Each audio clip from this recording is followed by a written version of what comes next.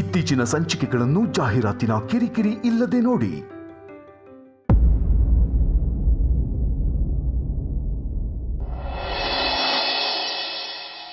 ಬಂದೆ ಅವಿ.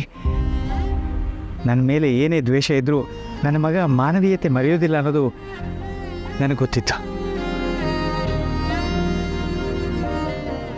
ದ್ವೇಷ ಎಲ್ಲ ಬಿಟ್ಟು ಬಂದಿಯಲ್ಲ, ನಿನಗೆ ಹೇಗೆ ಕೃತಜ್ಞತೆ ಹೇಳಬೇಕೋ ನನಗೆ ಗೊತ್ತಾಗ್ತಿಲ್ಲ. Thank you.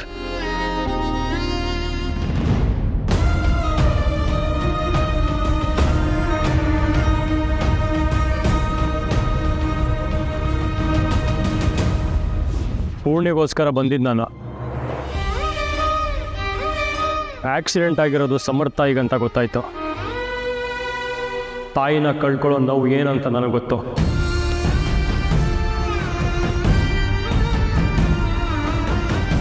ಆ ನೋವು ನನಗೆ ಇರಲಿ, ಮತ್ತೊಬ್ಬರಿಗೆ ಬೇಡ ಅಂತ ಬಂದೆ.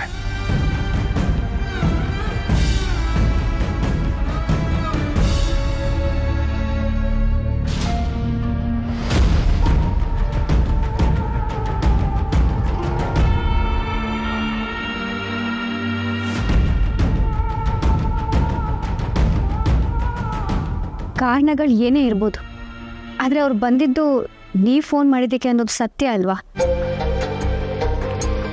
ಸಮಾಧಾನ ಮಾಡ್ಕೊಳ್ಳಿ. ತುಳಸಿ ಅಮ್ಮ ಬೇಗ ಹುಷಾರಾಗಲಿ ಅಂತ ಬೇಡ್ಕೊಳ್ಳೋಣ.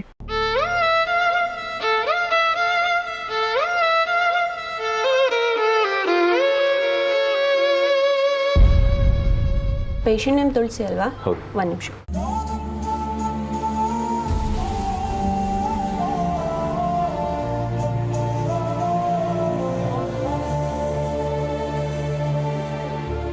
ಅಡ್ಮಿಟ್ ಮಾಡ್ಕೊಂಡಿರೋದ್ರಿಂದ ಅಡ್ವಾನ್ಸ್ ಅಂತ ಕೆಲವು ಚಾರ್ಜಸ್ನ ಪೇ ಮಾಡಬೇಕಾಗ್ತದೆ sir.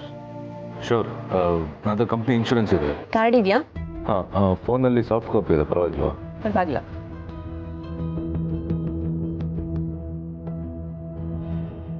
Company name, employee code and insurance number ಇದೆ.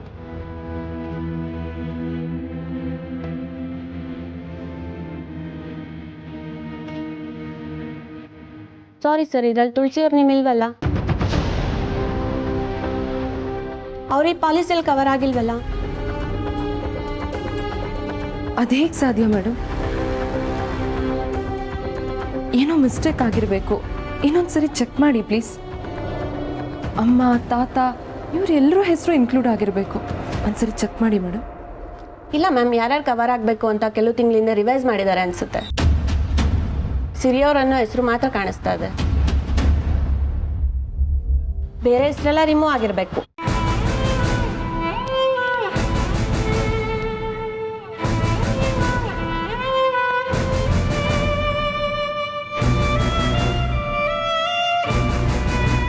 ಹೆಸರನ್ನೆಲ್ಲ ನೀನು ರಿಮೂವ್ ಮಾಡಿಸ್ತೀಯಾ? ಬಸ್ಸು ಹೇಳು ಸಮರ್ಥ್. ಬಸ್ಸೋದು ಎಲ್ರದ್ದು ಪೇ ಮಾಡಬೇಕು ಅಂದರೆ ಕಷ್ಟ ಆಗುತ್ತೆ ಅಂತ ಮದುವೆ ಆಗಿದ ತಕ್ಷಣ ನಾನೇ ತೆಗ್ಸಿದ್ದೆ. ಆದರೆ ಹೀಗಾಗುತ್ತೆ ಅಂತ ಗೊತ್ತಿರಲಿಲ್ಲ ಬಸ್ಸು.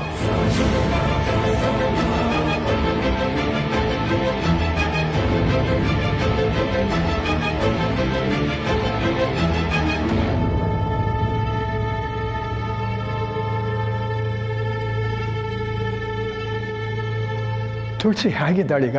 ಎಚ್ಚರ ಆಯ್ತಾ? ಸರ್, ನಿಮ್ಮ ಕಡೆಯವರೇನೆ ಒಬ್ರು ಬ್ಲಡ್ ಡೊನೇಟ್ ಮಾಡ್ತಿದ್ದಾರಂತೆ. ಮಾಧವ್ ಸರ್ ಅರೇಂಜ್ ಮಾಡಿರೋದು.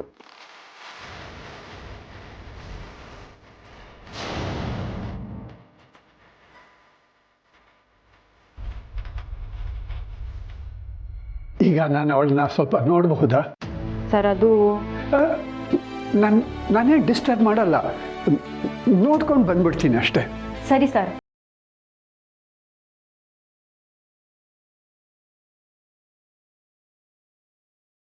ಅಮ್ಮ ನೋಡಬೇಕು. ಯಾವ ಖುಷಿಗೋ? ಈಗಾಗಲೇ ನೀವು ಅವಳಿಗೆ ಮಾಡಿರೋ ಸಾಲದ.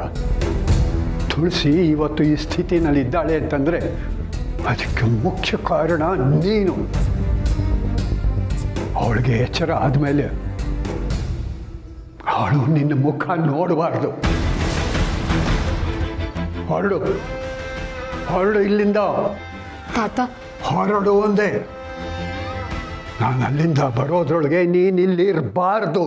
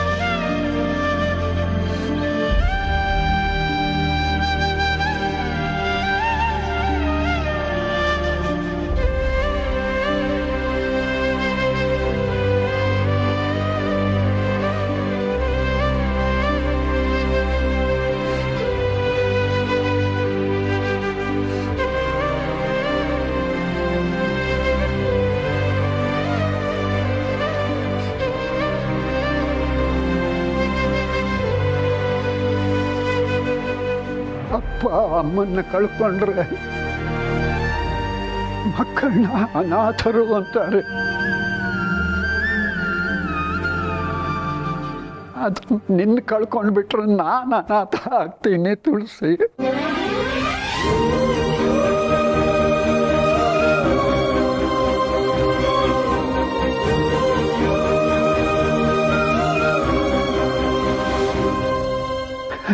ತಾಯಿ ನೀನು, ನಿನಗೆ ಇಷ್ಟು ನೋವು ಕೊಡೋ ಮಕ್ಕಳು ನಾಳೆ ನನ್ನ ನೋಡ್ಕೋತಾರ ಹೇಳು? ನನಗೋಸ್ಕರ ಆದರೂ ನೀನು ಹುಷಾರಾಗಬೇಕು ತುಳಸಿ.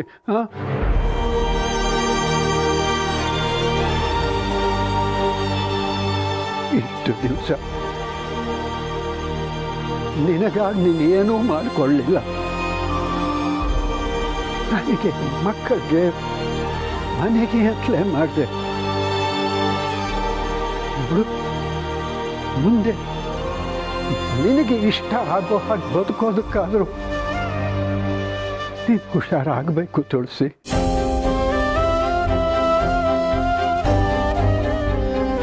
ಮೊನ್ನೆ ತಾನೇ ಮುಂದಿನ ಜನ್ಮದಲ್ಲಿ ನಿಮ್ಮ ಮಗಳಾಗಿ ಹುಟ್ಟುತ್ತೀನಿ ಅಂತಂದೆ. ನನಗೆ ಮುಂದಿನ ಜನ್ಮದಲ್ಲಿ ನಂಬಿಕೆ ಇಲ್ಲ ತುಳಸಿ. ಈ ಜನ್ಮದಲ್ಲೇ ನನಗೆ ಮಗಳ ಪ್ರೀತಿ ಬೇಕು.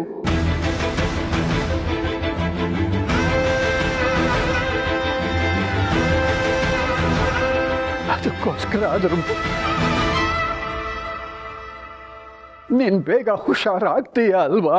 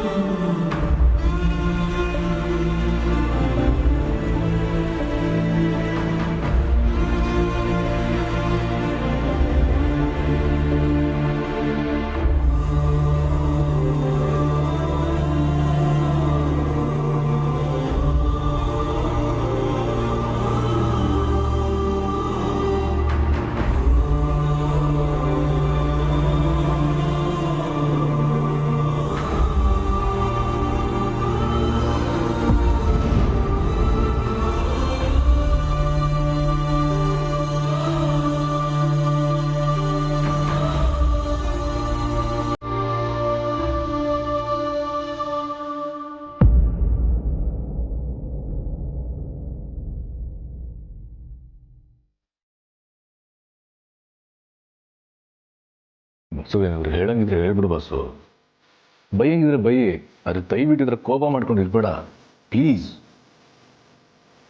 ಅಮ್ಮನ ಹೆಸರು, ತಾತನ ಹೆಸರು ಅದರಿಂದ ತೆಗಿಬೇಕಾದ್ರೆ ನನಗೆ ಒಂದು ಮಾತು ಕೇಳಬೇಕು ಅಂತ ಅನ್ನಿಸ್ಲಿಲ್ವ ನಿನಗೆ? 1000 ರೂಪಾಯಿ ಪ್ರೀಮಿಯಂ ಕಟ್ಟೋದಕ್ಕೆ ಯೋಚನೆ ಮಾಡಿ ಈಗ ಲಕ್ಷಾಂತರ ರೂಪಾಯಿ ಪ್ರೀಮಿಯಂ ಕಟ್ಟಬೇಕು ಅಂದರೆ ಎಷ್ಟು ಕಷ್ಟ ಆಗುತ್ತೆ ಅಂತ ಯೋಚಿಸಿದ್ಯಾ? ತಪ್ಪಾಯಿತು ಸಿರಿ. ಮದುವೆ ಆದಮೇಲೆ ಖರ್ಚು ಜಾಸ್ತಿ ಆಗುತ್ತೆ ನಮ್ಮದು. ಅವ್ರಿಬ್ಬರ ಹೆಸರು ತೆಗ್ಸಿದ್ರೆ ಅಟ್ಲೀಸ್ಟ್ ನನಗೆ ಟೇಕ್ ಹೋಮ್ ಸ್ಯಾಲ್ರಿ ಜಾಸ್ತಿ ಬರುತ್ತೆ ಅಂತ ಹೀಗೆ ಮಾಡಿದೆ. ನಿಜವಾಗ್ಲೂ ನಾನು ಇದನ್ನು ಎಕ್ಸ್ಪೆಕ್ಟ್ ಮಾಡಿರಲಿಲ್ಲ.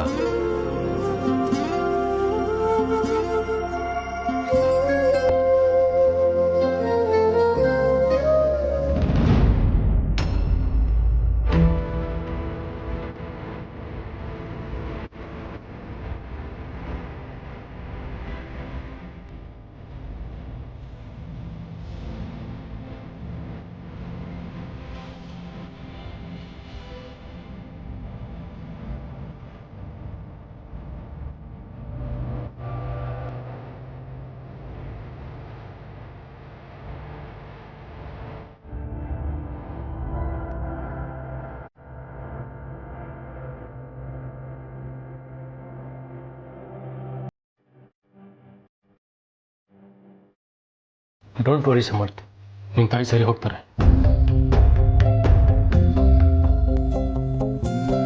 ಅಂದರೆ ಅಮ್ಮಂಗೆ ಬ್ಲಡ್ ಕೊಟ್ಟಿದ್ದು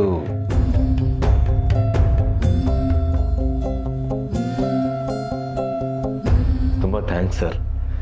ಬ್ಲಡ್ ಅರೇಂಜ್ ಆಯಿತು ಅಂತ ಗೊತ್ತಾಯಿತು, ಆದರೆ ನೀವು ಬಂದು ಕೊಟ್ಟಿದ್ದೀರಾ ಅಂತ ಗೊತ್ತಿರಲಿಲ್ಲ.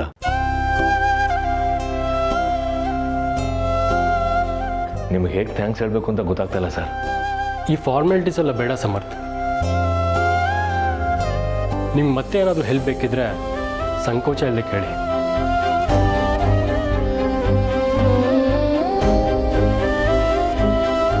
ತಾತ, ಎಲ್ಲ ಸರಿ ಹೋಗುತ್ತೆ, ಚಿಂತೆ ಮಾಡಬೇಡಿ.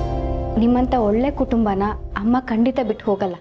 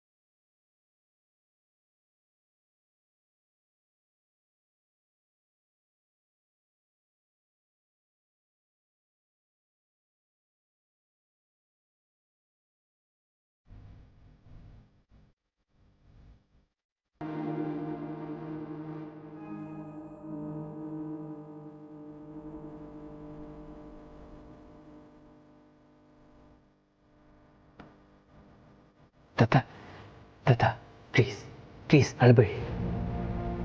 ನೀವು ಎಂತೆಂಥ ಸಿಚುವೇಶನ್ ಫೇಸ್ ಮಾಡಿದ್ದೀರಾ ಅಂತ ನಿಮ್ಮ ಬರ್ತ್ಡೇಲಿ ತುಳಸಿಯವ್ರು ಮಾತಾಡೋದನ್ನು ಕೇಳಿದ್ದೀನಿ. ಈಗ ನೀವೇ ಧೈರ್ಯ ಕಳ್ಕೊತಿದ್ದೀರಾ. ದತ್ತ, ಅವಿ ಬ್ಲಡ್ ಕೊಟ್ಟು ಹೋಗಿದ್ದಾನಲ್ವಾ, ತುಳಸಿಯವ್ರು ಹುಷಾರಾಗಿ ಆಗ್ತಾರೆ ಅಂತ ನನ್ನ ಮನಸ್ಸು ಹೇಳ್ತಾ ಇದೆ. ನೀವು ಚಿಂತೆ ಮಾಡಿ, ನೀವು ಧೈರ್ಯವಾಗಿದ್ರೇ ನಮಗೂ ಧೈರ್ಯ. ಇಲ್ಲ ಮಾಧವ, ತುಳಸಿ ಜೀವಕ್ಕೆ ಯಾವ ಅಪಾಯನೂ ಇಲ್ಲ ಅಂತನ್ನೋ ನಂಬಿಕೆ ನನಗೂ ಇದೆ. ಆದರೆ ನನ್ನ ಆತಂಕ ಅದಲ್ಲ. ನಾನು ಹೋದ ಮೇಲೆ ತುಳಸಿ ಜೀವನ ಹಾಗೋ ಅಂತನ್ನೋ ಯೋಚನೆ ಶುರುವಾಗಿದೆ ನನಗೆ. ಆ ಮಕ್ಕಳು ಖಂಡಿತ ಇವಳನ್ನು ನೋಡ್ಕೊಳ್ಳಲ್ಲ. ಇವಳನ್ನು ನೋಡಿದ್ರೆ ಇಷ್ಟು ವರ್ಷ ಮಕ್ಕಳು ಅಂತ ಅವ್ರಿಗೆ ಎಲ್ಲ ಥರದ ಸೇವೆನೂ ಮಾಡಿಬಿಟ್ರು. ಆದರೆ ಅವರು ಈಗ ಅಂಥದ್ದೇನಾಯ್ತು ದತ್ತ? ತುಳಸಿಗೆ ಜ್ವರ ಬಂದಿದ್ರು ಲೆಕ್ಕಿಸದೆ ಸಮರ್ಥ ಇವತ್ತು ಅವಳಿಗೆ ನೋವಾಗೋ ಹಾಗೆ ಮಾತಾಡ್ಬಿಟ್ಟ. ಮಗನಿಗೆ ನೋವು ಕೊಟ್ಬಿಟ್ನಲ್ಲ ಅಂತನ್ನೋ ಬೇಜಾರಿಗೆ ತುಳಸಿ ಆಚೆ ಹೋದ್ರು. ಹಾಗಾಗಿ ಇಷ್ಟೆಲ್ಲ ಆಯಿತು.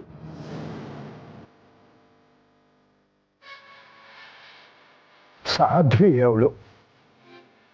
ಅವಳಿಗೆ ಹೀಗೆಲ್ಲ ಮಾತಾಡ್ತಾರೆ ಈ ಮಕ್ಕಳು ಅಂತಂದರೆ ಅವಳನ್ನ ನೋಡ್ಕೋತಾರ ಮಾಧವ ಹೇಳು? ದುಡ್ಡು ಉಳಿಸ್ಬೇಕು ಅಂತ ಇನ್ಶೂರೆನ್ಸಿಂದ ಇವಳ ಹೆಸರನ್ನೇ ತೆಗೆದುಹಾಕ್ಬಿಟ್ಟಿದ್ದಾನೆ ಅವನು. ತುಳಸಿ ಮೇಲೆ ನಿಜವಾದ ಪ್ರೀತಿ ಇರೋದು ನಮ್ಮ ಸಿರಿಗೆ. ಆದರೆ ಅವಳಿಗೂ ಕೆಲವು ಸಲ ಗಂಡನ ಮಾತು ಮೀರೋದಕ್ಕಾಗೋದಿಲ್ಲ.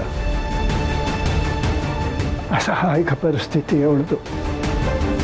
ನಾನು ಈಗಲೋ ಆಗಲೋ ಬಿದ್ದು ಹೋಗೋ ಮರ. ದತ್ತ, ಹಾಗೆಲ್ಲ ಹೇಳಬೇಡಿ ಪ್ಲೀಸ್. ಸಾವಿನ ಮಾತು ಕೆಟ್ಟದ್ದಿರಬಹುದು, ಆದರೆ ಅದು ವಾಸ್ತವ ಅಲ್ವಾ ಮಾಧವ?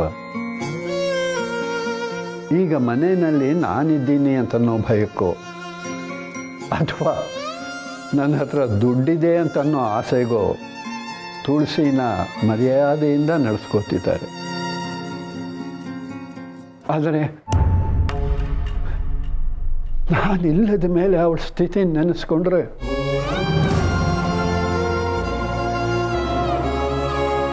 ಕೈಕಾಲೆಲ್ಲ ನಡುಗುತ್ತೆ ಮಾಧವ, ಕೈಕಾಲೆಲ್ಲ ನಡುಗುತ್ತೆ.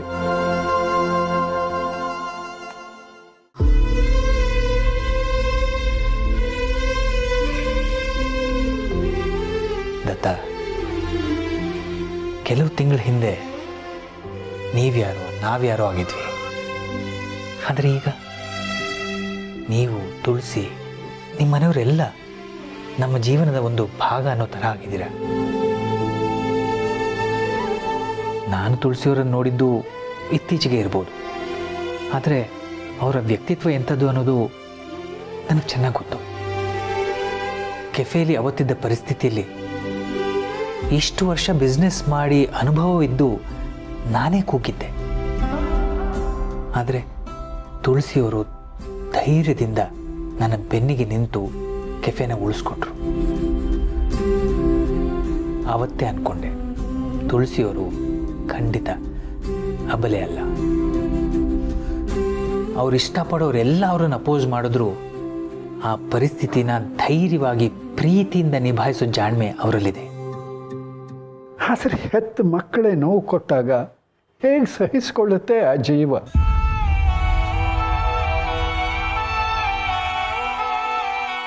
ನಾನು ಸಹಿಸ್ಕೊತಿಲ್ವ ದತ್ತ?